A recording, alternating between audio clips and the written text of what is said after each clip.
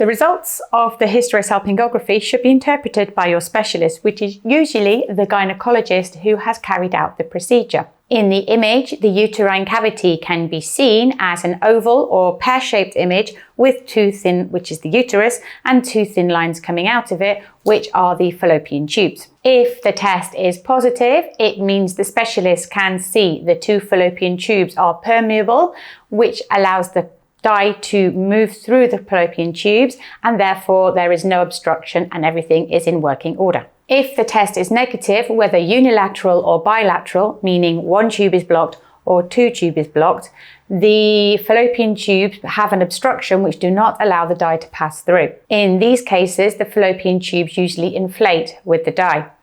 However, it is also possible that your specialist cannot visualize the fallopian tubes due to a malformation of the tube itself. Based on the results of this test, your specialist can then recommend the best assisted reproductive treatment for you. For example, your specialist may recommend an artificial insemination if the uterus and fallopian tubes are permeable and you are under the age of 36 years old. However, if the tubes are blocked in any way, seminal quality is poor, or you're of an advancing maternal age, your specialist will probably recommend in vitro fertilization.